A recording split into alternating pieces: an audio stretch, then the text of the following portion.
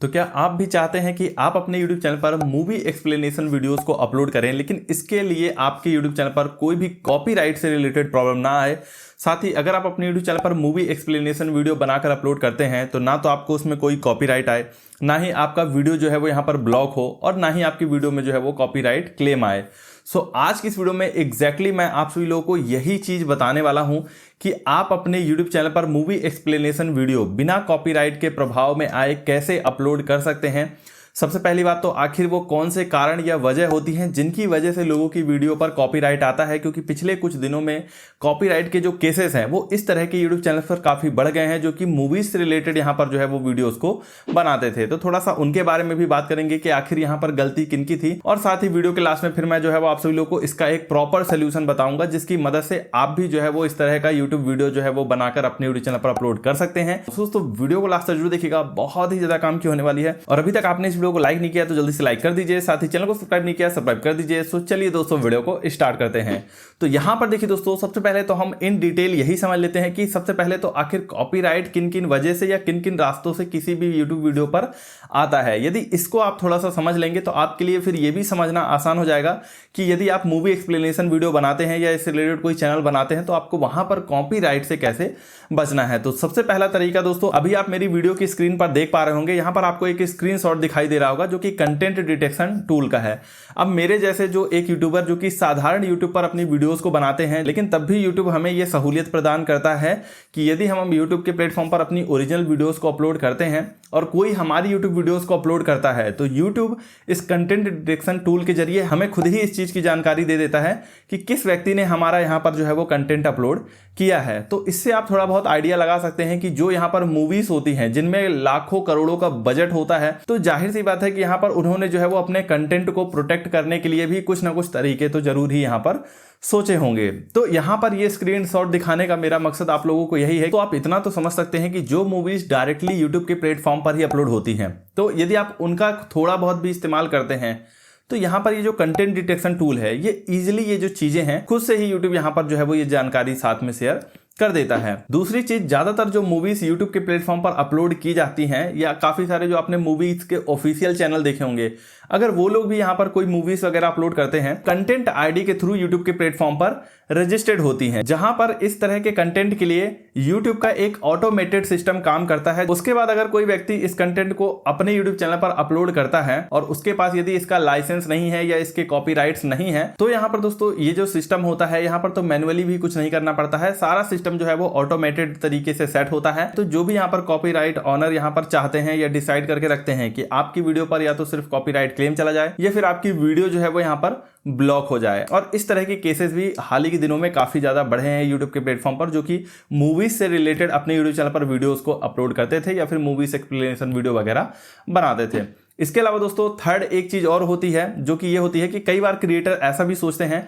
कि हम किसी ऐसी मूवी का इस्तेमाल करें या किसी ऐसी मूवी को लेकर वीडियो बनाएं जो कि यूट्यूब के प्लेटफॉर्म पर अपलोडेड ही नहीं है। तो देखिए यहां पर भी अगर आप सोचते हैं कि ऐसा करके आप कॉपीराइट से बच सकते हैं या ये एक सुरक्षित तरीका है, उस केस में भी दोस्तों यहां पर जो कॉपीराइट ऑनर हैं वो यहां पर आराम से कॉपीराइट स्ट्राइक वगैरह दे सकते हैं। तो जो लोग ये सोचकर काफी ज्यादा एक्साइटेड हो जाते हैं, तो ऐसा भी दोस्तों यहां पर बिल्कुल भी नहीं है। आपको तब भी कॉपीराइट से रिलेटेड जो प्रॉब्लम्स है वो यहां पर आपको फेस करना पड़ सकता है। अब बात करते हैं इसकी सोल्यूशन की कि हम इन चीजों से जो है वो कैसे बच सकते हैं। तो यहां पर देखिए दोस्तों, अगर आप YouTube के प्लेटफॉर्म पर कॉपीराइटेड कंटेंट को इस्तेमाल करना चाहते हैं और आप साथ ही चाहते हैं कि आपको कॉपीराइट ऑनर की परमिशन भी ना लेनी पड़े, तो वहीं पर YouTube की एक और पॉलिसी एग्जिस्ट करती है जो कि है फेयर यूज पॉलिसी। लेकिन हाँ, ये बात भी सच है कि कई मामलों में जो फेयर यूज पॉलिसी है वो काफी कमजोर पड़ जाती है। जैसे कि काफी पॉपुलर मूवी चैनल था जो कि अपने यूट्यूब चैनल पर मूवी से रिलेटेड जो रिव्यू है वो यहाँ पर साझा किया करते थे। अब उनसे यहाँ पर गलती ये हो गई कि उन्होंने मूवी के बारे में जो रियल जेन्युइन चीजें थी वो यहाँ पर बोल दी, जो कि कहीं ना कहीं मूवी के अगेंस्ट में चली गई, जिसकी वजह से जो मूवी का कलेक्शन है या जो उसकी कमाई है वो यहाँ पर कमजोर पड़ सकती थी। अब ये चीज जैसे ही मूवी ओनर को पता चली, हालांकि उन्होंने यहाँ पर मूवी का कोई फुटेज इस्तेमाल नहीं किया था, मूवी का कोई स्क्रीनशॉट भी इस्तेमाल नहीं किया था, उनका अपना ओरिजिनल खुद का वीडियो था जिसमें उनका अपना फेस कैम था और यहाँ पर उन्होंने केवल मूवी के बारे में बात की थी और उसका केवल नाम लिया था। इसके चलते यहाँ पर जो मूवी ऑनर थे उन्होंने उनको जो है वो कॉपीराइट स्ट्राइक भेज दिया। तो अगर फेयर यूज के तहत देखा जाए तो आप सामने वाले व्यक्ति का कंटेंट बिल्कुल भी इस्तेमाल नहीं कर रहे हो, और यहाँ पर आप जो है वो उसके बारे में केवल एनालिसिस कर रहे हो, आप अपने केवल विचार दे रहे हो, लोगों को अवेयर कर रहे हो, लोगों को जानकारी दे रहे हो, जो कि पूरी तरह से फेयर यूज में आता है कि आप सामने वाले व्यक्ति के कंटेंट का बहुत ही बड़ा हिस्सा इस्तेमाल ना करते हुए उस पर यदि आप एक नया कंटेंट बनाते हैं तो ये पूरी तरह से फेयर यूज माना जाता है और ये पूरी तरह से लीगल भी होता है। लेकिन यूट्यूब के प्लेटफॉर्म पर आप इतना ही कर सकते हैं कि इस तरह का कंटेंट बनाकर अपलोड करें, यूट्यूब उसे मोनेटाइज कर देगा। लेकिन सामने वाला व्यक्ति यदि इन चीज़ों से संतुष्ट नहीं है और वो आपको कॉपीराइट देना चाहता है तो वो यहाँ पर दे सकता है। इसके आगे यदि आप चाहते हैं कि आपको यहाँ पर जो है वो फेयर यूज के तहत इसमें प्रोटेक्शन मिले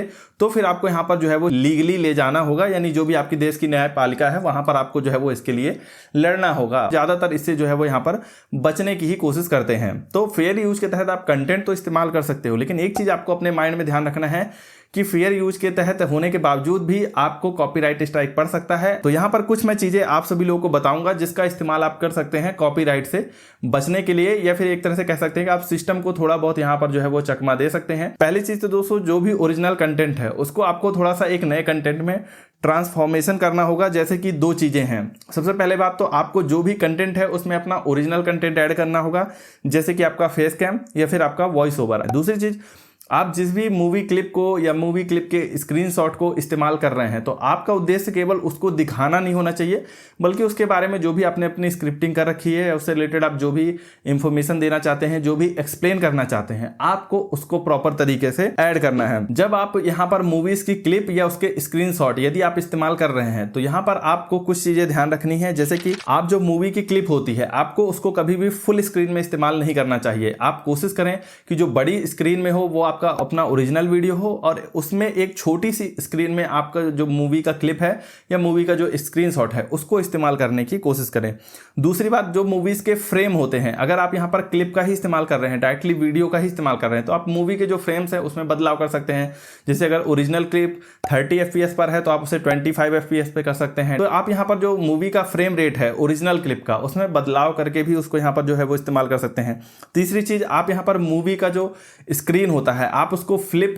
या फिर मिरर कर सकते हैं। इसके अलावा दोस्तों आप काफी सारे इफेक्ट और फिल्टर भी ओरिजिनल क्लिप में ऐड कर सकते हैं। इसके अलावा दोस्तों जो मूवी का जो भी बैकग्राउंड म्यूजिक है और मूवी के जो भी ओरिजिनल म्यूजिक है इनको तो आपको कभी भी इस्तेमाल करने से पूरी तरह से बचना चाहिए, क्योंकि इन पर कॉपीराइट आने के बहुत ही ज्यादा हायर चांसेस हो सकते हैं। ज्यादातर केसेस में यहाँ पर कॉपीराइट जो डिटेक्शन टूल है या इन केसेस में जो लोग कॉपीराइट को ट्रेस करने की कोशिश करते हैं, अगर वो कंटेंट भले ही यूट्यूब पर नहीं है और वो लोग यूट्यूब के बाहर से अगर ट्रेस करने की कोशिश करते हैं तो कई बार वो लोग यहाँ पर जो है वो बैकग्राउंड म्यूजिक या फिर मूवी के जो सॉन्ग्स वगैरह हैं उनका इस्तेमाल करते हैं कि यदि किसी ने मूवी अपलोड की होगी तो इन चीज़ों को तो इस्तेमाल किया ही होगा या इन चीज़ों को अपलोड किया ही होगा, तो इनको कभी भी आपको इस्तेमाल नहीं करना है। इसके अलावा दोस्तों आप अपनी जो वीडियो बना रहे हो जाहिर सी बात है उसके बैकग्राउंड में आप यहाँ पर जो कॉपीराइट फ्री म्यूजिक होते हैं उसको इस्तेमाल कर सकते हैं। अब कॉपीराइट फ्री म्यूजिक आपको कहाँ से लेने हैं जो कि पूरी तरह से सुरक्षित होते हैं, कॉपीराइट फ्री म्यूजिक कैसे डाउनलोड करें, टेक्रिको इतना लिख के आप सर्च कर दोगे आपको मेरी वीडियो देखने को मिल जाएगी। इसके साथ साथ दोस्तों एक चीज आपको हमेशा ध्यान रखनी है कि